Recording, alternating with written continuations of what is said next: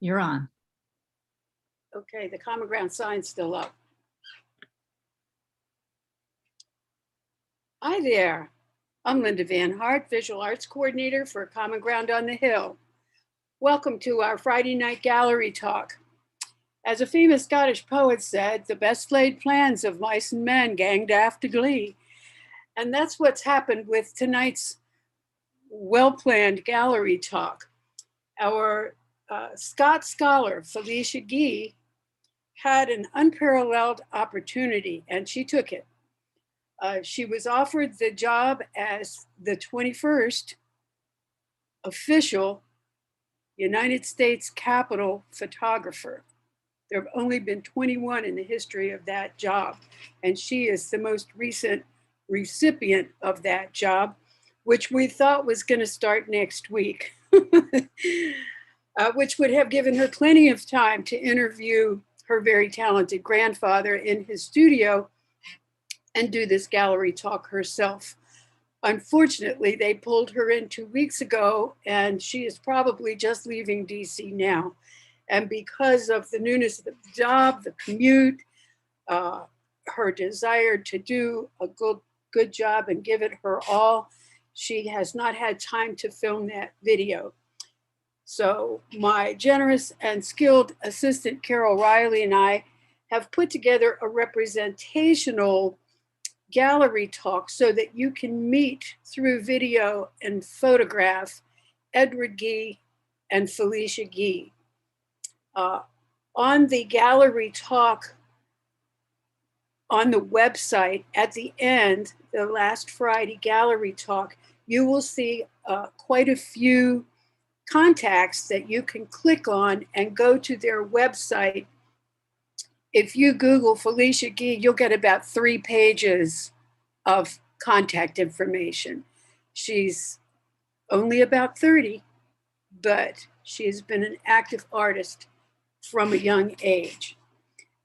We are going to visit her grandfather first in a video about him. He was the only, I think, African-American artist working as a commercial artist, a cartoonist. He did caricatures back in the 60s and 70s. And you'll see that as we share his video.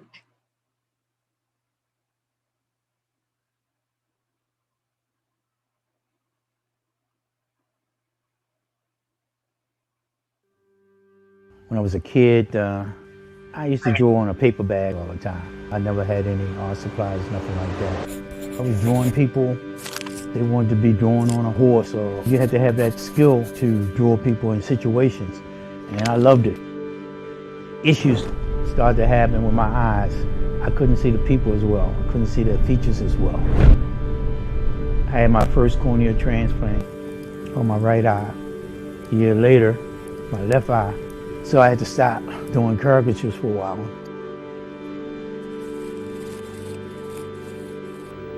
But at this point, I'm doing paintings for landscaping, sunsets. I got into that painting.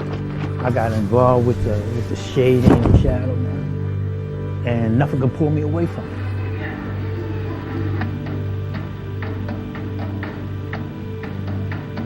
The year that we moved here, Phylicia was born. Phylicia is more my daughter than my granddaughter. She's talented, smart as she can be. We see things pretty much almost the same when it comes to, to art. She's creative.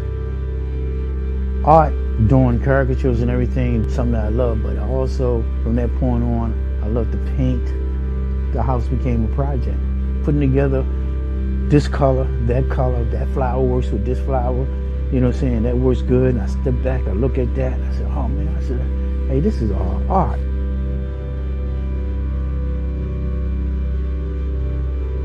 I always consider myself kind of like a complicated artist. I wouldn't give that up. I'm still a caricature artist. I like drawing the human body, the human form. Art is my passion. When I draw, I feel complete.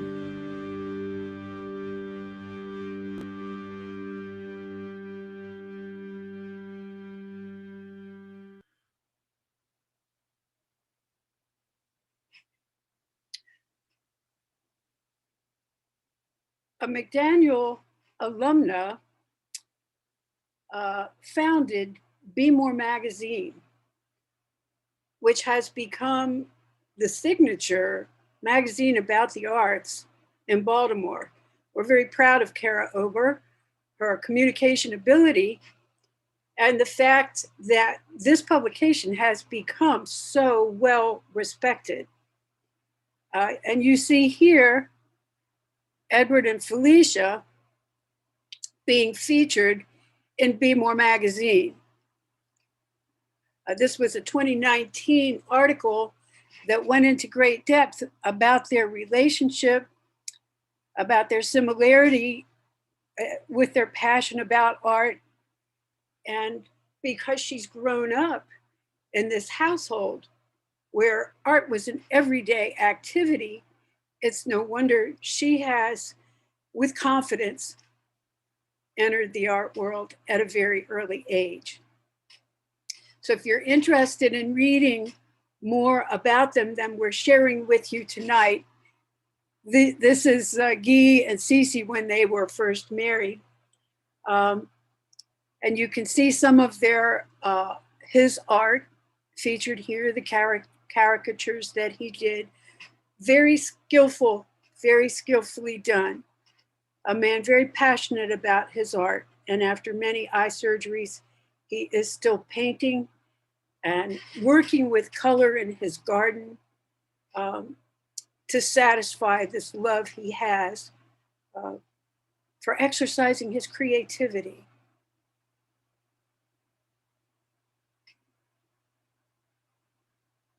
So you can see this is a major article about them, and you can access that through Be More magazine.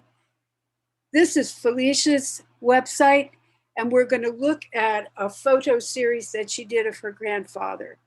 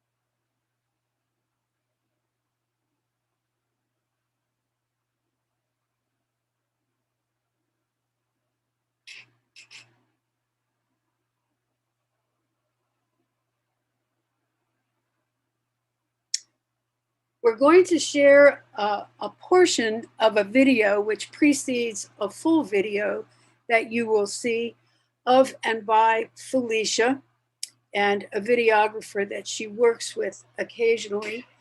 Phylicia is a performance artist. She is deeply rooted in her own spirituality.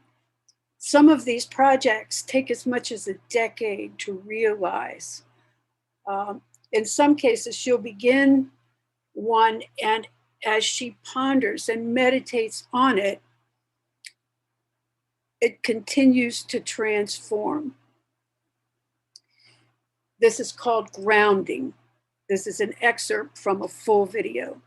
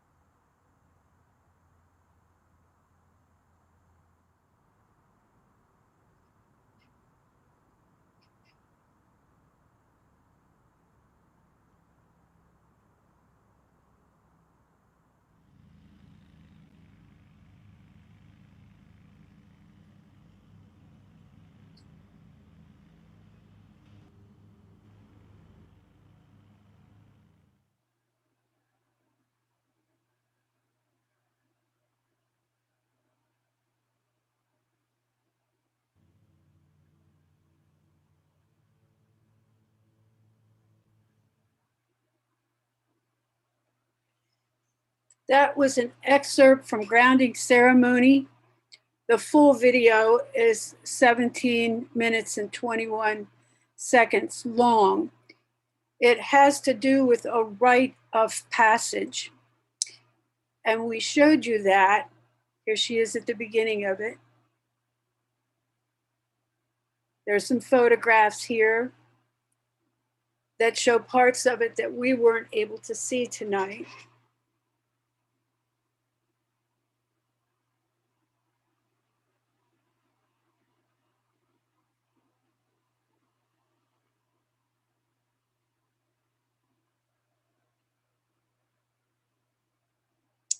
We viewed this as an introduction to the next video, which is called Unfold.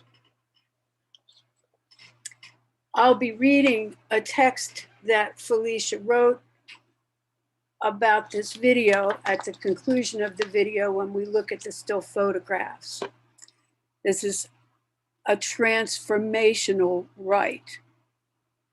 It is a rite of passage.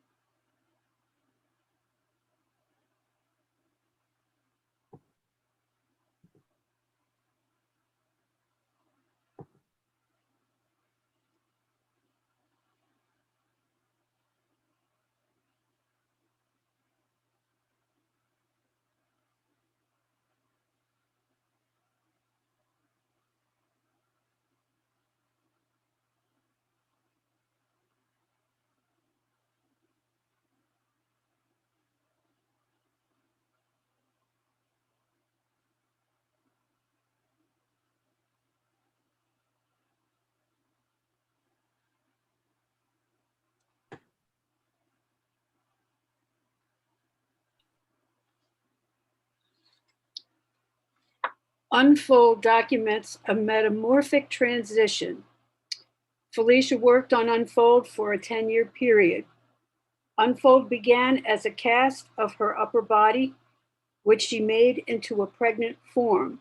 From there, over the years, the piece would evolve based on life experiences, new understandings, and revelations in dreams. During an emotionally tumultuous time in her life, she had a dream that she cut her chest open and took out her heart. In the dream, she searched everywhere for someone who could fix it and put her heart safely back into her chest, but eventually found no one. Upon waking from this dream, she channeled that intensity into this piece, which was still a cast at the time. She mounted the cast to a large wooden panel and cut the chest open. Over the years, the piece evolved. She impregnated the cast with written intentions and words on fabric. She painted it and attached roots and bark. A few months after grounding ceremony, she began to sew up the pregnant torso with her newly cut locks. As a few more years passed, she opened the body cast again, revisiting and revising those intentions to more positive and life-affirming ones. Then she sewed the torso back up using her own hair. Its final stages of development came as she built a large cocoon attached to a sculptural cast of her pregnant torso, sewn together with her hair. She then entered the cocoon, where she spent time in deep stillness. While in the cocoon, she wrote words along the inside of its walls with India ink, the drips and painted strokes visibly appearing on the outside surface of this translucent cocoon. After 5 hours of being inside this piece, she publicly birthed herself from the cocoon she had created, hand-dyed fabric trailing behind her like an umbilical cord. Not long after birthing herself from the cocoon, she decided to bury the placenta in her yard. The piece is still outside as the weather and shifting seasons change it daily. Eventually, it will fully return to the earth. This is a quote from The Incredible Journey of the Butterflies. The butterfly can help you see that exiting the cocoon suddenly opens a new door. The power of the butterfly lies in transformation and trust. Caterpillars must trust instinctual inclinations without doubt in order to reach the metamorphic stage. The caterpillar is almost completely dissolved by enzyme compounds within the chrysalis before it can reform into an adult butterfly. Their whole body must be broken down to completely transform. This is from The Incredible Journey of the Butterflies.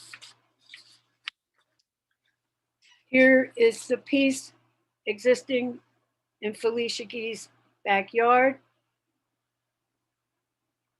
And the next several show her as she has emerged and birthed herself from the cocoon. Thank you for joining us for tonight's gallery talk. Phylicia will be requesting vacation time during Common Ground next summer, and we're hoping that she can be with us in person to direct us in a performance piece as one of our fine art classes and join us in person for our gallery talks. We've had 3 wonderful weeks of gallery talks, as many of you know, because you've been to several of them, and even more of you have tuned in later at your leisure to enjoy them at any time. You'll find all 3 weeks and last year's gallery talks as well archived on our official Common Ground YouTube website. You will also find the wonderful keynote addresses. This year they were spectacular, and the wonderful concerts you can listen again and again to and enjoy with your family and friends. Thank you for joining us. Don't forget, the final Common Ground concert is at 8 o'clock tonight. See you in person next year.